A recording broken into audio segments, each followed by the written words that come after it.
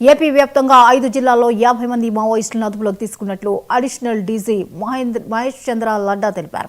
కృష్ణా, ఎన్టీఆర్, ఏలూరు, కాకినాడ, కోనసీమ జిల్లాల్లో వారిని అరెస్ట్ చేశామన్నారు. ఈవేళ కూడా ఏజెన్సీలో నక్సల్స్ పోలీసుల మధ్య కాల్పులు జరిగాయన్నారు. ఈ కాల్పుల్లో 7 చనిపోయారని సమాచారం. ఛత్తీస్గఢ్ నుంచి ఏపీకి రావాలని మావోయిస్టులు ప్రయత్నం చేస్తున్నారన్న ఆయన నిఘా వర్గాలు వారి కదలికలపై సైన్యం ప్రత్యేక దృష్టి పెట్టిందని వివరించారు. నవంబర్ 17న కీలకమైన ఆపరేషన్ చేపట్టామని మారేడుమిల్లిలో జరిగిన ఎన్కౌంటర్లో మోస్ట్ వాంటెడ్ మావోయిస్ట్ హిడ్మాతో పాటు మరో 5 చనిపోయినట్లు పేర్కొన్నారు.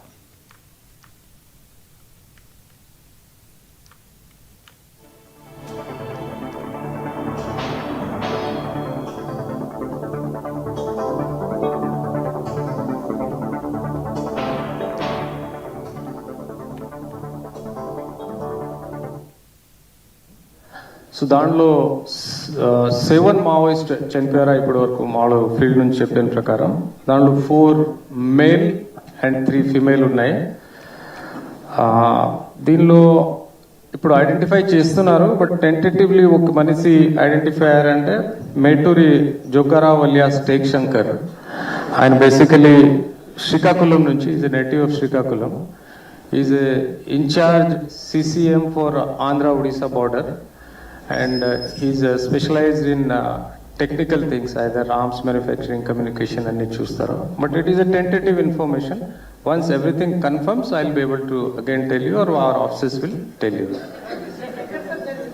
So this is Maredmalli area lo continuous ga ninna jarigin daniki around 5-7 kilometers దూరంలో ఉన్నాయి. అదే మోస్ట్ లైక్లీ అదే అనిపిస్తున్నాయి. Just give us few more minutes, will give you entire details. We are identify, ఇప్పటి వరకు ఒక్కరు ఐడెంటిఫై అయ్యారు. ఎంతవరకు నేను అదే కూడా టెంటేటివ్ చెప్తున్నారు మా వాళ్ళు. Because unless we talk to their everyone concern వాళ్ళతో మాట్లాడే వరకు 100% చెప్పను. బట్ టెంటేటివ్గా ఆయన అనిపిస్తున్నారు. మిగతా ఎవరు ఉన్నారో ఏమి ఐడెంటిఫికేషన్ కాలేదు, ఉంటే మీకు చెప్తాను. ఒక్కరు basically Metturi Jogarao alias take Shankar Srikakulam నుంచి ఆయన.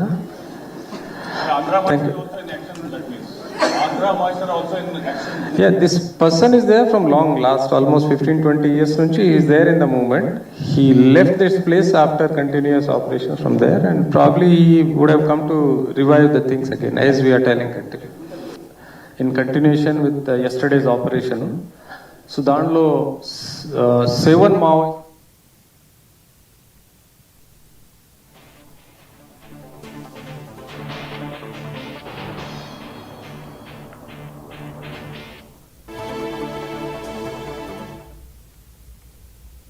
ఏపీ వ్యాప్తంగా 5 జిల్లాల్లో 50 మంది మావోయిస్టులను అదుపులోకి తీసుకున్నట్లు అడిషనల్ డీజీ మహేష్ చంద్ర లడ్డా తెలిపారు. కృష్ణా, ఎన్టీఆర్, ఏలూరు, కాకినాడ, కోనసీమ జిల్లాల్లో వారిని అరెస్ట్ చేశామన్నారు. ఇక ఈ అంశంపై మరిన్ని అప్డేట్స్ ని స్పెషల్ కరెస్పాండెంట్ సాంబశివరావు అందిస్తారు.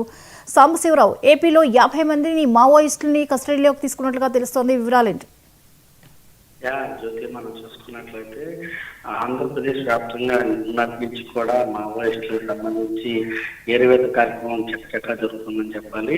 ఈ క్రమంలోనే మావోయిస్టులు ఉన్నారనే అనుమానంతో రూమింగ్ నిర్వహించినటువంటి పోలీసులకు ఎదురు కాల్పులు జరగడంతో కీలక నేతలు హతమార్చినటువంటి. అదేవిధంగా ఈ రోజు కూడా నిన్న 6 మందిగా ధృవీకరించారు. ఈ రోజు కూడా 7 ఉదయం జరిగినటువంటి దుర్గాత్మలు కూడా మరణించినట్టుగా కూడా సమాచారం ఉంటుంది. మొత్తంగా ఈ రోజు మహేష్ చంద్ర లడ్డా అడిషనల్ డీజీ ఇచ్చినటువంటి పత్రికా సమావేశ వాగ్దానం ప్రకారం ఏజెన్సీలో కూడా నేడు కూడా ఏజెన్సీలో నక్సల్స్ పోలీసుల మధ్య కాల్పులు జరిగాయని, 6 చనిపోయారని కూడా సమాచారం ఉన్నట్టు కూడా ఆయన చెప్పడం జరిగింది. ఇంకా పూర్తి వివరాలు కూడా రావాల్సి ఉందని కూడా ఆయన చెప్పడం జరిగింది. ఛత్తీస్గఢ్ నుంచి ఏపీకి రావాలని మావోయిస్టులు ప్రయత్నం చేస్తున్నారని నిఘా వర్గాల కదలికలపై ప్రత్యేక దృష్టి పెట్టి ఈ యొక్క ఆపరేషన్ చేస్తున్నట్టు కూడా చెప్పడం జరిగింది. మొత్తంగా నవంబర్ 17న కీలక ఆపరేషన్ చేపట్టామంటూ కూడా ఆయన చెప్పడం జరిగింది. నిన్న మారేడుమల్లిలో ఇద్మా మరో 5 ఎన్కౌంటర్లో చనిపోతే వాళ్ళ నుంచి సేకరించిన సమాచారంతో ఎక్కడెక్కడ మావోయిస్టులు ఉన్నారని దృష్టి పెట్టామంటూ ఎన్టీఆర్, కృష్ణా, కాకినాడ, కోనసీమ, ఏలూరు జిల్లాల నుంచి సుమారు మొత్తంగా 50 మందిని మావోయిస్టులను అయితే పట్టుకున్నామంటూ కూడా చెప్పడం జరిగింది. ఎక్కడ ఎవరికి ప్రమాదం జరగకుండా ఆపరేషన్ పూర్తి చేశామని, రాష్ట్ర చరిత్రలో ఇంతమంది కీలక వ్యక్తులు పట్టుకోవడం ఇదే ప్రప్రథమం అంటూ కూడా చెప్పడం జరిగింది. కేంద్ర రాష్ట్ర ఏరియా కమిటీ సభ్యులు, ప్లాంట్ టీంలను కూడా పట్టుకున్నామంటూ కూడా ఆయన చూడడం జరిగింది. వారి నుంచి కూడా 45 వెపన్స్, అదేవిధంగా 272 రౌండ్స్, అదేవిధంగా 2 మ్యాగ్జిన్స్, అదేవిధంగా 750 గ్రాముల వైరు, ఇతర సామాగ్రిని కూడా పట్టుకున్నామంటూ కూడా ఆయన చూడడం జరిగింది. మా ఫీల్డ్ సిబ్బంది ప్రణాళికాబద్ధంగా కూడా ఆపరేషన్ పూర్తి చేశారంటూ కూడా ఆయన తన సిబ్బందికి సంబంధించి కూడా ప్రవర్తించడం జరిగింది. అదేవిధంగా ఇందులో పాల్గొన్న వారందరికీ కూడా ఆయన అభినందనలు కూడా తెలియజేయడం జరిగింది. అదేవిధంగా ఇంటెలిజెన్స్ విభాగం విషయంలో చాలా బాగా పనిచేసిందంటూ కూడా వారిని కూడా ఆయన అప్రిషియేట్ చేయడం జరిగింది. మాకు ముందే సమాచారం వచ్చినా వారిపై నిఘా పెట్టాను తప్ప ఎక్కడ కూడా తొందరపాటు పడలేదని, వారి ఆలోచనలు, కార్యకలాపాలను గమనించిన తర్వాత అన్ని సెట్ చేసుకున్నాకే ఒకేసారి వారందరిపైన కూడా దాడి చేసి వాళ్ళందరినీ కూడా పట్టుకున్నట్టుగా కూడా ఆయన చెప్పడం జరిగింది. తెలంగాణలో కొంతమంది ఇటీవల సరెండర్ అయ్యారు. అదేవిధంగా వాళ్ళ ద్వారా కూడా సమాచారం వెళితే ఇబ్బందులు ఉంటాయని భావించారు. అదేవిధంగా అందుకే కొన్ని రోజులు షెల్టర్ తీసుకునేందుకైతే ఏపీలో వాళ్ళని తలదాల్చుకోవడానికి వచ్చారంటూ కూడా ఆయన చెప్పినటువంటి పరిస్థితి. మళ్ళీ సమయం చూసి వాళ్ళందరూ వాళ్ళ ప్రాంతాలకు వెళ్ళాలని కూడా వాళ్ళు నిర్ణయించుకున్నట్టు తెలుస్తుంది.